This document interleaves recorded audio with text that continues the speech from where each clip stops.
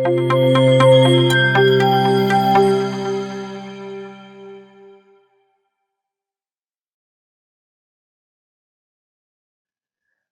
you are sculpting in the real world, you can often just take a knife and slice off any parts you don't want, just like when we are slicing our pizza or cake with a knife. So let's see how this works in the ZBrush. The closest thing to that in ZBrush is the clip, slice, or trim brushes. Now, the clip, slice, and trim brushes work by holding down the Control and Shift. Now, if I will click Control and Shift and try to drag, so you will notice that by default that brings up the select rectangle brush, which we have used it in many of our exercises. Okay, but how we can switch to our clip, slice, or trim brush? So let's see how we can do that. Now, let me just go to a side view of this dog, and then I will press Control and Shift. And once I will press Control and Shift, you will notice that I'm in the default select option. And if I click over here, you can see this is activated, which is that green rectangle which gives you to select or hide anything. Now, below you have all the clip brushes. They all are same, just different ways to create. Then you have crease curve. Then you have slice tool. All are same. All these three are same, just different ways to create. Then trim brushes. All of these trim brushes are same, just different ways to create them.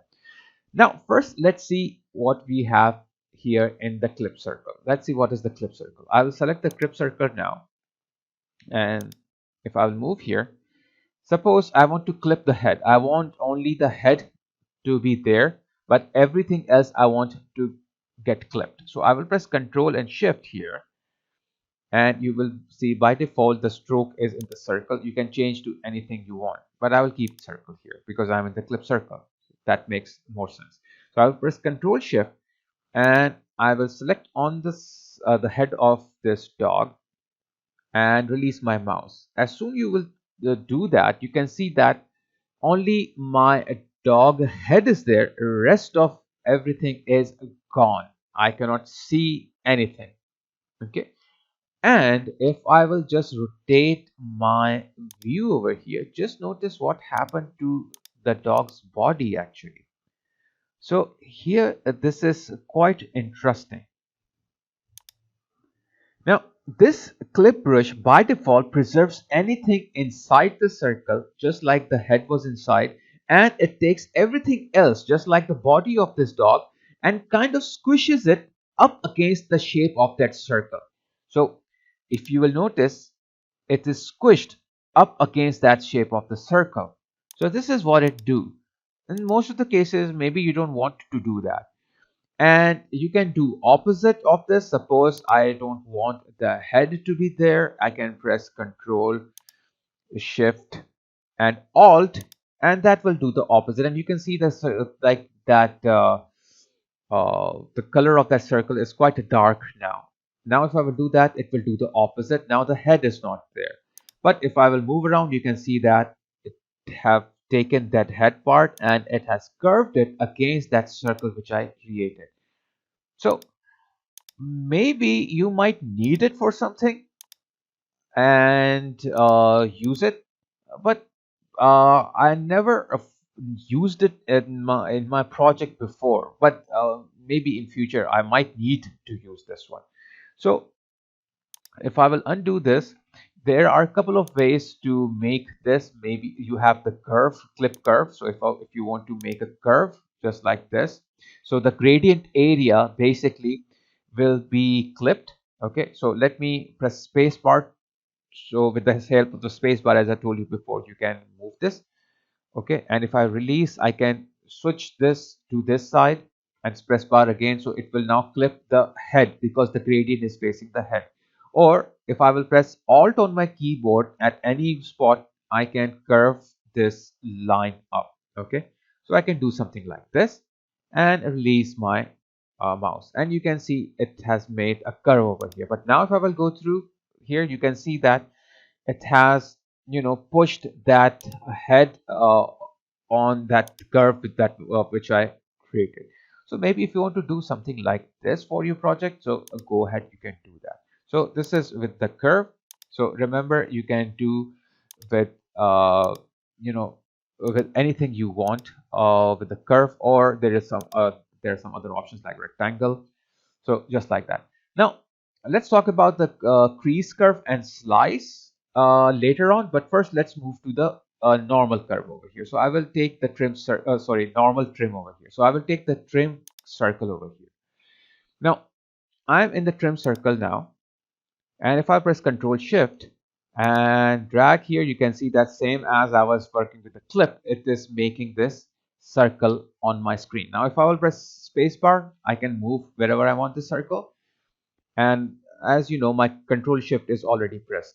So if I will release my spacebar and release my mouse, so you can see that it is saying I cannot use multiple subdivision over here. Okay, so I need to maybe delete the lower subdivision level here. So I will click on the delete lower.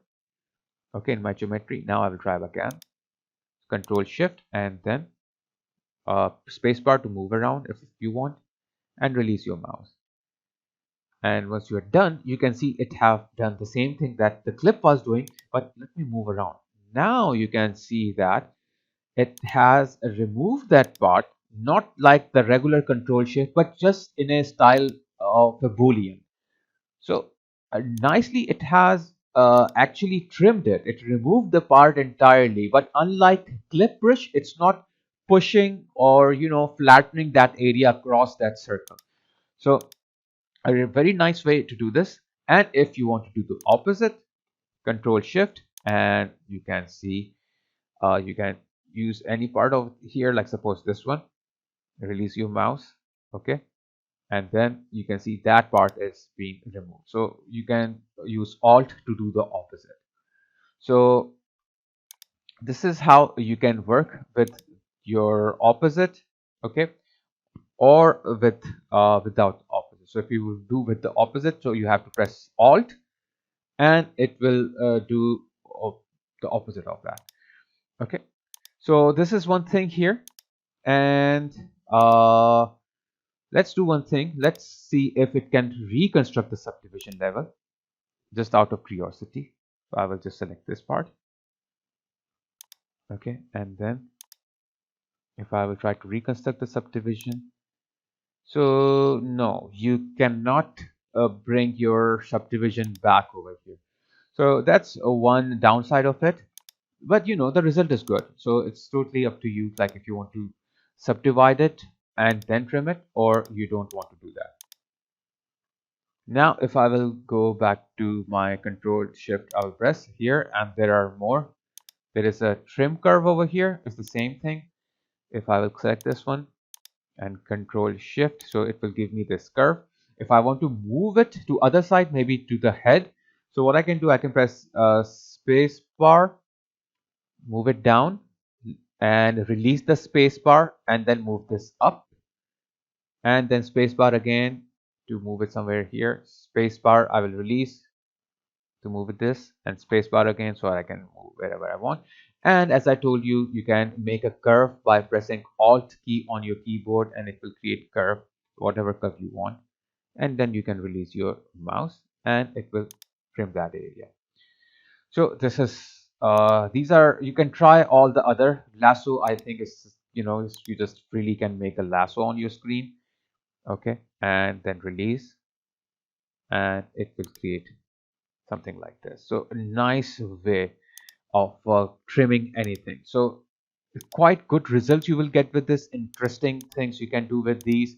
So I think you will be using this a lot in your project in future. Now let's talk about the other brushes over here, like slice tool. So I will take the slice circle tool, okay, and I will try to do the same thing here.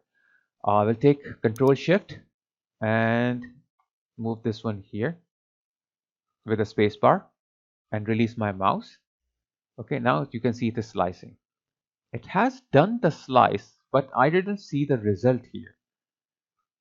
Let me show you one thing. If I will press Shift F on my keyboard to turn on my wireframe, So you can see that what it has done is that it have sliced that part into a new polygroup.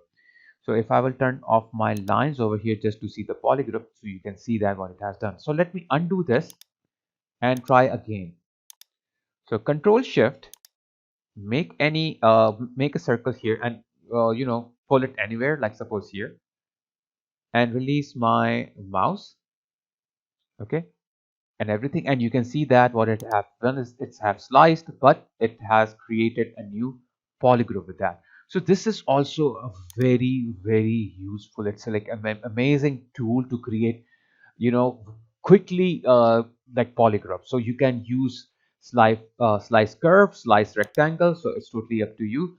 So if you want to make a slice curve, so control shift and then release your mouse, and you can see a very quick nice polygraph over here. Okay, a very quick way to do polygraphs over here. Now, apart from this, I have one more brush here, which is the crease curve. So if I will go to the crease curve tool, okay, now what it will actually do is that, let me turn on my line as well. Okay, so I think I'm on a very higher subdivision level. So let me reconstruct it so I can go back to the lower so that I can see this and delete the higher subdivision level here. Okay, so now I can see, now you can see that you have a lower subdivision level, so less number of polygons, so it is more clear to you. Now I'm in the crease curve. Now what does the crease curve do? It's a different tool over here. Now, as you know, the slice tools here, they slice your subtool into different polygroups. Now let's see what the crease curve do. If I will go and make a curve here with the crease curve tool, whatever style I want, and leave my mouse, okay, so you can see what it has done.